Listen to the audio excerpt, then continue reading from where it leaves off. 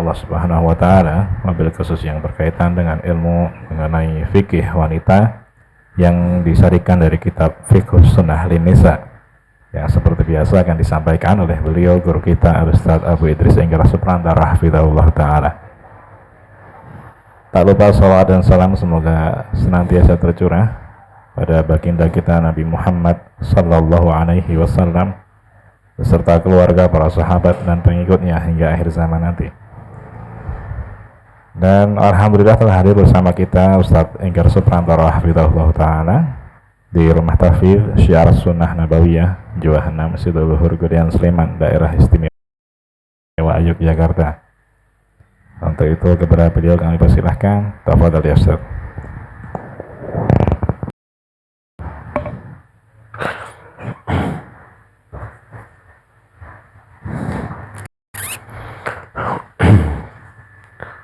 Bismillahirrahmanirrahim. Assalamualaikum warahmatullahi wabarakatuh. Alhamdulillahi wahdah, wassalatu wassalamu ala rasulillah wa ala alihi wa man wala wa man tabi'ahum bi ihsan ila yaumil qiyamah. Beserta kamu yang dirahmati Allah Ta'ala, di sore ini kita akan lanjutkan pembahasan masih seputar sholatul mar'ah al-musafirah, sholatnya seorang wanita yang sedang bersafar. Dan pada pertemuan terakhir bahwa pengkosoran itu boleh dilakukan di saat sudah keluar dari kampungnya, sebagaimana Nabi alaihi salatu wassalam sholat di Dzul Hulaifah itu 2 rakaat ya.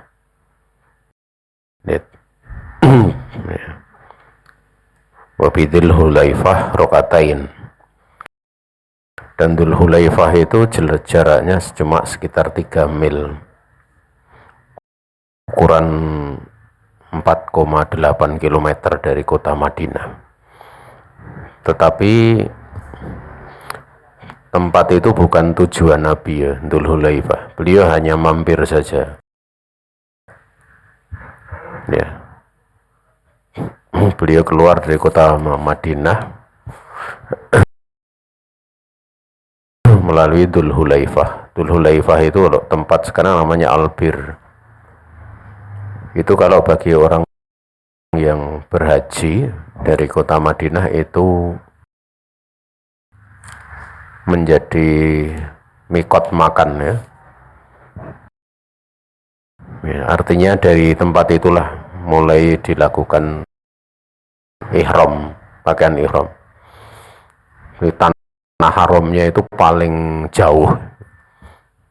Tanah haram dari Mekah itu paling jauh, tanah haram itu ya ke arah Madinah. Paling jauh, yang lainnya itu cuma sekitar ada yang 80 km, ada yang 100 sekian gitu.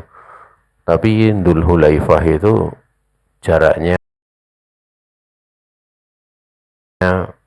450 km dari Mekah. Jadi sudah pakai pakaian ihram kalau orang umroh ataupun haji itu dari Dzul Hulaifah, sangat jauh. Ya, berarti tanah haram itu luas sekali kan gitu. Dan itu tidak berlaku untuk yang lain seperti Yalamlam, Du Irkin gitu. Ya, tidak gitu. Ya. Hanya tempat itu saja yang paling jauh. Tapi kalau dari Madinah itu dekat, cuma 4,8 km gitu, saking dekatnya. Kemudian al-musafah allati yajuzu fiha al-qas, qasru. Berapa jarak yang boleh untuk qasr? dalam perkara ini ada tadorobat aqwalul ulama wa kasurut fi tahdidil musafah allati tuqassaru fiha sholatu. Jadi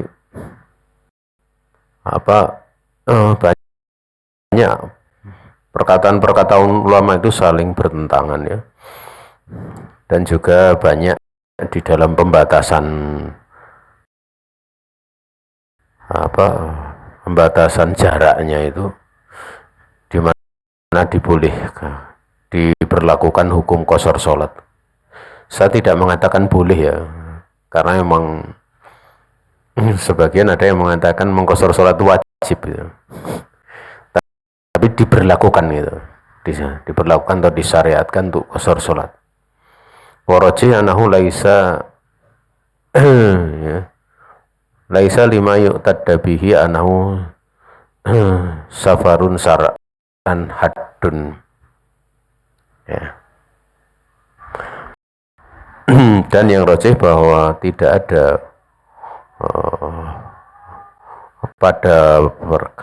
tidak ada batasan ya, batasan pada perkara yang sudah teranggap bahwa itu safar secara syar'i, itu tidak ada batasan safar secara syar'i, itu tidak ada. Bal kullu ma saha anahu safar fi lugatil arab allati khutibana biha fa innahu yajuzu fiha al-qasru. Bahkan setiap perkara yang mangsohih bahwa perkara tersebut ya, itu bisa dikatakan safar secara bahasa Arab, yang kita arahkan pembicaraan dengannya, dengan bahasa Arab tersebut, itu sudah teranggap safar gitu, sehingga boleh padanya berlaku qashar. Jadi kalau secara bahasa Arab itu bisa dikatakan safar, ya sudah safar gitu. Karena memang tidak ada batasannya. Sebagian mengatakan dari jarak sekian gitu. Ya. Ada yang mengatakan sehari semalam, ada yang mengatakan lebih daripada itu, dan yang lain pembicaraan yang sangat banyak. Bahkan sampai dikatakan ya, di dalam kitab Al-Muhalla Ibnu Hazm itu, walau kana limikdari hadhihi musafahatun lam anggufilan Nabi alaihi salatu wasalam bayanahu al-battah walau ukhfila sahabatu su'alahu anhu. Andaikan memang di dalam safar itu ada ukuran untuk jaraknya, kalau memang dalam safar itu ada ukuran jaraknya, yaitu ada batasannya gitu loh ya. Niscaya benar-benar Nabi itu tidak akan dilupakan dari menjelaskan gitu, dari menjelaskan perkara tersebut sama sekali gitu, al-battah. Kan safar itu sesuatu yang menjadi kebiasaan orang-orang di Mekah, di Madinah, bahkan di setiap uruf suatu negeri, suatu tempat, safar itu menjadi hal yang lumrah. Tapi bersamaan dengan itu Nabi tidak menentukan jaraknya gitu, tidak ditentukan jaraknya. Nah, itu menunjukkan memang batasannya tidak ada gitu. Kalau dikatakan ini jarak sekian itu tidak ada gitu ya. Sehingga makna secara bahasa kalau itu safar ya safar. Termasuk misalnya kayak di Indonesia ya, di sini ya, di sini. Kita kalau ke Jogja itu tidak akan orang mengatakan safar secara bahasa loh. Tidak ada orang mau kemana, saya mau safar ke Jogja, tidak gitu loh. Paling saya mau pergi ke Jogja gitu. Karena pergi sama safar itu beda. Karena safar itu pergi dengan makna khusus gitu. Tapi kalau ada orang misalnya ya, saya mau pergi ke Surabaya, mau ngapa? Pergi atau safar? Mesti dia minta, ya pergi ya safar, mesti kayak gitu. Tapi kalau ke Jogja enggak ada. Orang mengatakan saya mau safar ke Jogja, itu enggak ada dari sini itu. Artinya itu menunjukkan bahwa ke Jogja bukan safar. Tapi kalau misalnya ke Ngawi itu orang bisa mau safar ke Ngawi gitu, gitu. Ya. Sehingga dari situ bisa dimaklumi ya bahwa pemakaian kata safar itu dikembalikan ke urfiah, ke kebiasaan. Ya. Ke urfiah. Makanya Nabi beliau menyebutkan tentang perihal-perihal safar itu ada yang 3 hari 3 malam, seorang wanita yang pergi sehari semalam tanpa mahram dan lain sebagainya, itu dalam bentuk lafaz safar. Ya. Nah,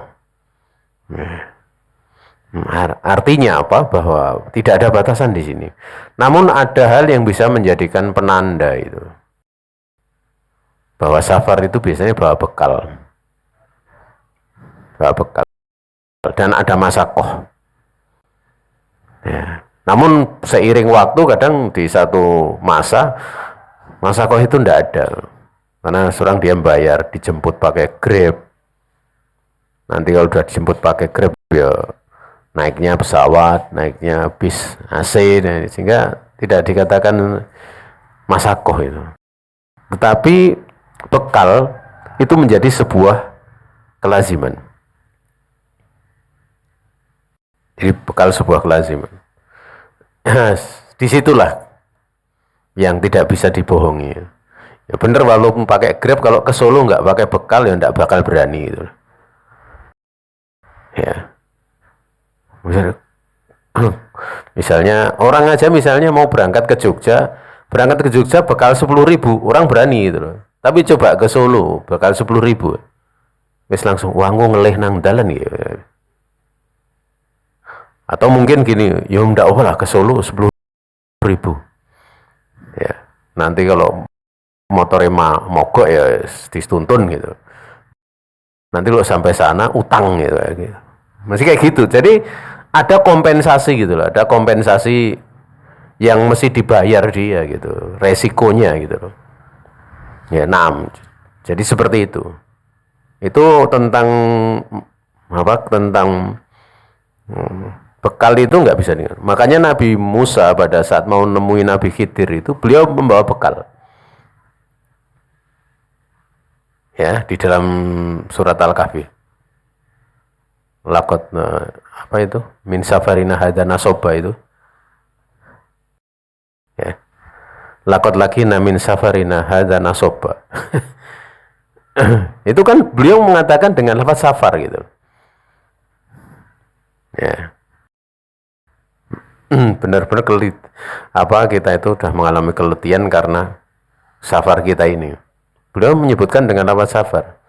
Dan pada saat beliau itu sudah berada pada satu tempat itu di muara sungai atau apa, itu kan beliau sempat menanyakan bekal pada temannya. Menanyakan bekal, berarti kan beliau dalam bersafar bawa bekal kan gitu. Ya, membawa bekal. Dan andaikan memang ada ukuran batasan dari jarak safar itu, niscaya para sahabat tidak akan dibikin lupa gitu, untuk kemudian bertanya kepada Nabi penjelasannya bagaimana tentang jarak. Bersamaan itu tidak ada satupun sahabat bertanya. Kalau tidak ada sahabat bertanya, maka safar itu dikembalikan ke urfiahnya. Uruf. Berarti apakah itu hanya berlaku pada uruf di masyarakat Arab? Ya enggak gitu. Di mana tempat itu urufnya gimana gitu. Karena kaitannya dengan tadi gitu, adanya masakoh. Sehingga safar dikatakan kit'atun minal azab, yaitu satu potongan dari adab. Artinya di situ memang ada suatu yang menyulitkan bagi orang yang bersafar. Wallahu ta'ala a'lam. Tapi kalau di tempat kita itu berapa itu madzhab Syafi'i 80 berapa? 5 ya? Ya 85 kilometer. Nah,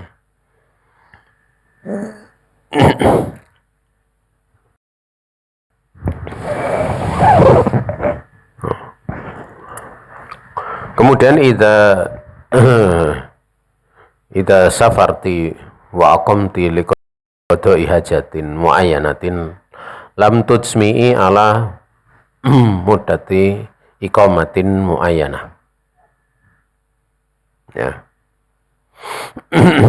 Fa innaki taksurina tula au tuqassirina tula hadhil muddah mahma tawalat. Ketika kamu seorang wanita itu bersafar dan kau tinggal, ya, atau engkau ini menegakkan tinggal di situ untuk hajat kamu yang tertentu, ya, hajat kamu yang tertentu, tetapi kamu itu belum bisa menentukan lamanya tinggal itu tertentu itu di situ berapa gitu untuk hajat tertentu deh. Itu enggak tahu gitu. Misalnya urusan apa, urusan bisnis gitu. Dan tinggalnya di situ tuh mau 1 bulan 2 bulan tuh enggak tahu gitu loh. Nah, maka engkau mengqashar selama engkau tinggal di situ. Walaupun apa panjangnya seperti apapun panjangnya. Ini menurut penulis loh. Jadi walaupun misalnya apa sampai 4 bulan 5 bulan gitu. Ya ini biasanya kaitannya dengan apa? Kaitannya pembahasannya seputar tentang masalah hajat yang belum ditentukan waktunya atau memang tidak bisa ditentukan, seperti perang gitu loh.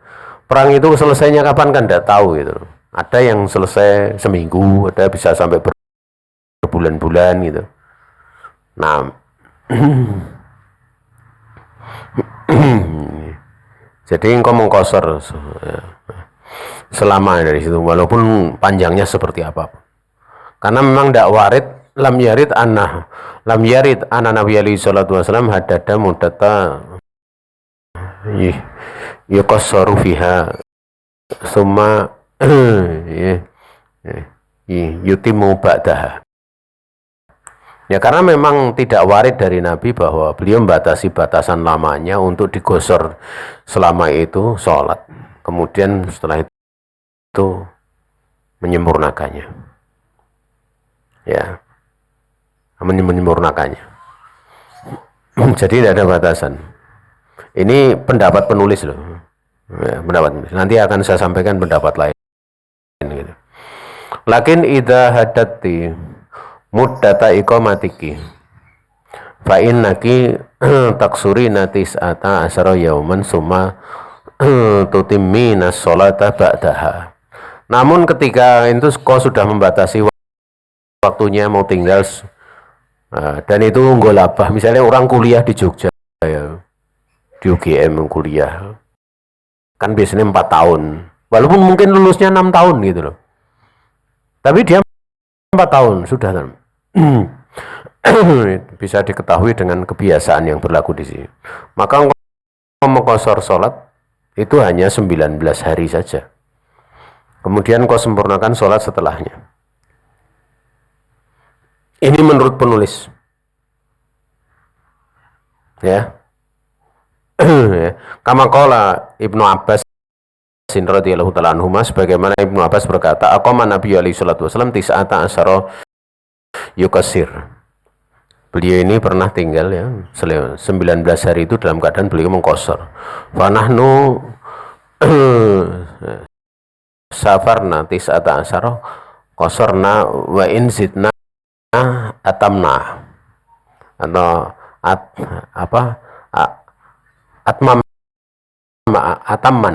atamamna. Jadi kami ketika bersafar 19 hari kami qashar, kata Ibnu Abbas. Kalau yang lebih 19 hari kali kami menyempurnakannya. Artinya tidak qashar gitu. Tetapi perihal tentang 19 hari ini ada diselisih oleh para ulama, karena 19 harinya Nabi itu sebenarnya bukan untuk perkara yang sudah tertentu waktunya, karena Nabi safar sampai 19 hari itu dalam peperangan ya. Peperangan itu kan tidak diketahui selesainya kapan. Sementara kalau Nabi SAW sendiri waktunya sudah diketahui, itu beliau cuma mengqasar 4 hari gitu loh. Pada waktu Nabi haji itu beliau cuma mengqasar 4 hari gitu. Mengqasar 4 hari pada itu berhaji. Sehingga sebagian ulama membatasi itu 4 hari saja yang sudah ditentukan. Jadi kalau misalnya perkaranya sudah diketahui, ini misalnya kuliah 4 tahun, udah waktunya akan selesai, itu dia hanya boleh mengqasar 4 hari saja. Selebihnya dia seperti orang mukim. Adapun 19 hari itu karena kebetulan saja perangnya atau selesainya urusan Nabi 19 hari, dan itu tidak diketahui sebenarnya lebih daripada itu atau bagaimana. Tapi pendapat dari Ibnu Abbas itu mengatakan demikian. Artinya pendapat Ibnu Abbas itu digunakan manakala waktunya panjang, belum diketahui selesainya, justru untuk pendalilan yang pertama. Ya, sehingga 19 hari. Artinya selebihnya no. Tapi ada penjelasan ulama lain yang bagus ya, bahwa ya, tergantung orang safarnya gitu. Walaupun mutaroddid ya, walaupun mungkin dia urusannya nggak tahu selesainya, tetapi dia sudah menjadi orang yang mirip tinggal. Mirip tinggal. Artinya mirip tinggal itu gimana ya? Ya orang mirip tinggal itu misalnya dia datang ke situ, dia nanti beli kasur, beli kompor, masak di situ, belanja di situ, ya. Ya kayak orang tinggal, orang kampung situ gitu loh. Bahkan kadang ikut rapat RT gitu loh. Nah itu terhukumi dia mukim. Ya, walaupun mungkin urusannya nggak selesai, misalnya jadi duta besar itu. Duta besar itu kan urusannya kan nggak tahu berapa. Walaupun mungkin masa jabatan 5 tahun, nah kalau itu sudah jelas. Tapi kadang ada beberapa yang tidak diketahui. Ada beberapa tempat ada beberapa orang di sini ya, terutama dulu saya masih ingat itu waktu ngisi di satu tempat itu ada pedagang pecel lele. Itu puluhan tahun nggak pernah Jumatan itu. Orang Madura kalau salah.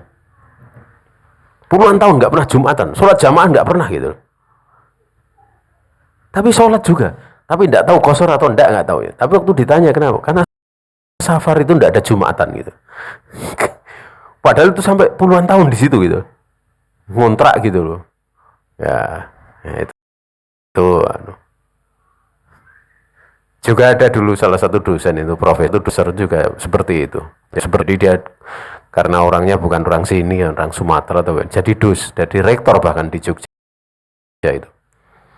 itu nggak pernah Jumatan itu karena pakai pendapat itu. Jadi kalau urusannya belum selesai kan, jadi rektor nggak tahu waktu itu zaman Orde Baru kan. Jadi selama itu dia nggak pernah Jumatan gitu, nggak tahu kalau qasarnya. Yang jelas hanya karena saya ketemu muridnya gitu. Jadi salah satu yang belajar sama beliau itu sudah sepuh ya, karena itu di zaman dia jadi rektor aja tahun 80-an. Kemudian yang jadi murid beliau itu kan ngundang saya ngisi kajian dan beliau umurnya sudah 60-an gitu. Nah, ngundang itu kadang biasanya tanya, dulu guru saya seperti ini gimana? Nah, itu ya karena memang pembahasan ini jadi nggak pernah Jumatan itu. Nah, ya itu karena pembahasan itu, karena kaitannya pembahasan seputar masalah safar. Di dalam pembahasan safar ini pembahasan yang melelahkan karena pendapatnya sangat banyak gitu loh. Sangat banyak. Tapi sebenarnya nggak begitu rumit ya, nggak serumit Enggak serumit. Di fikih itu kan yang susah itu kitabul haji itu, masya Allah ya. Kitabul sholah itu loh juga termasuk. Yang lain-lain itu enggak begitu. Itu yang haji terus kitabul haji. Kemudian kitabul buyu itu juga lumayan itu. Kitabun nikah ada juga. Makanya kalau ada pembahasan itu nikah misalnya, nikah itu kan salah satu rukunnya ada ijab, ada qabul gitu. Ijab qabul mau dikatakan. Nah itu dibahas di kalangan para ulama. Kan syarat-syarat ijab qabul itu salah satunya adalah apa? Fil majlis wahid, pada majlis yang satu. Itu kalau misalnya ijabnya sudah diucapkan, qabulnya kemudian mengatakan malah yang jawab setelah angkah tuka kata itu, kemudian dia jawabnya Bismillahirrahmanirrahim, innalhamdalillah nahmaduhu wa nasta'inuhu wa nasta'in sampai selesai, sampai baca ayat berqabil tuh gitu. Itu sah enggak gitu. Itu qabulnya itu sah atau enggak, itu sampai dibahas di kalangan para ulama gitu. Dan yang benernya sah ya. Lalu bagaimana kalau ijab qabulnya pakai internet gitu kan gitu. Kalau sebagian ulama yang mengatakan tidak boleh, karena apa? Karena harus majelis wahid. Tapi sebagian ulama mengatakan majelis wahid itu sebenarnya ilahnya apa? Ilahnya kan sebenarnya sam'iyah, mendengar. Makanya kalau orang teleponan itu, orang telepon itu kan sebenarnya dia goib kan. Orang yang ditelepon goib, jauh tidak ada di hadapannya. Tapi tidak mungkin, Assalamualaikum. Itu pada waktu ngomong, bagaimana kabar kamu? Itu tidak mungkin mengatakan, bagaimana kabar dia? Tapi bagaimana kabar kamu gitu? Oh, kabarku baik. Bagaimana kamu? Enggak mungkin. Bagaimana dia? Dia misalnya ini yang telepon Muhammad, yang ditelepon Zaid. Bagaimana kabarnya Zaid? Kan tidak mungkin. Tapi dia bagaimana kabar kamu gitu? Ya. Artinya bahwa itu goib ya, memang tidak ada di hadapannya, tetapi hukumnya seperti dalam satu majelis. Makanya jual beli pakai telepon itu boleh gitu, kecuali barang-barang ribawi gitu. Nah bagaimana kalau akad nikah gitu? Kan tidak satu majelis. Nah, saat ini kan ada telekonferensi, ada Zoom, ada Google Meeting, ada macam-macam gitu. Nah, itu kalau Syekh bin Baz mengatakan sah nikahnya, ijab qabulnya sah, asal pada waktu terjadi akad itu didengar gitu, mereka bisa dengar suara yang mengakad ya, yang menikahkan dan yang bisa menjawab. Seperti itu pendapat yang dulu saya pernah diskusi dengan salah satu pengajar di pondok pesantren ya. Ya, tapi bukan ahli sunnah ya, dia sering kadang bertanya ya, kalau namanya orang yang bertanya, saya tidak mempedulikan ini dia orang sunnah atau bukan gitu. Nah, karena dia sering ya, dia kan kiai, kadang sering ditanya, ini ditunggu lu jawabannya karena saya didatangi orang gitu. Datangi orang tentang ini tentang itu, tolong dijawab ya. Waktu sempat diskusi panjang itu sampai hampir 1 jam itu tentang masalah hukum di nikah di internet itu waktu zaman COVID itu. Tapi waktu itu saya nggak cerita kalau saya bebas berpendapat seperti itu, nanti nolak gitu.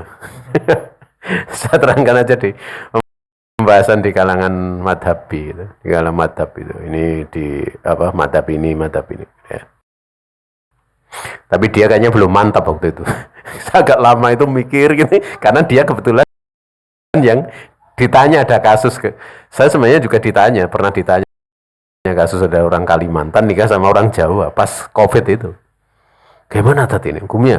Ya enggak apa-apa, asal di situ disaksikan KUA, di sini disaksikan KUA, kemudian nanti sehingga ada jaminan pencatatannya benar gitu loh. Sehingga kalau ada apa-apa, ada campur tangan pemerintah, penguasa.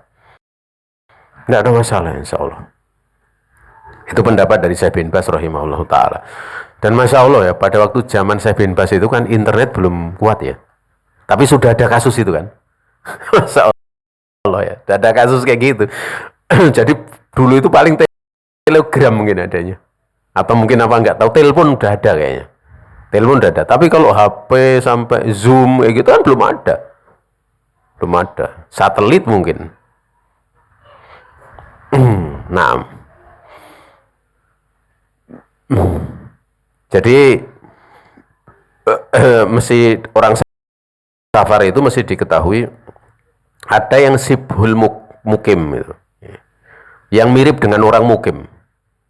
Yang mirip dengan orang mukim itu ya kalau dia mirip orang mukim itu ya dia ukurannya berarti sudah tinggal di situ, mirip orang tinggal.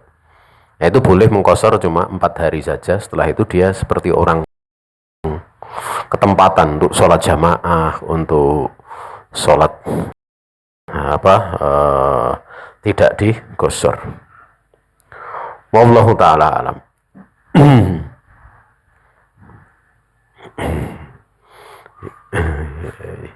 Mungkin ini yang bisa disampaikan karena saya tadi terlambat karena ada nahan ini kaki kena standar motor, jadi ada sana.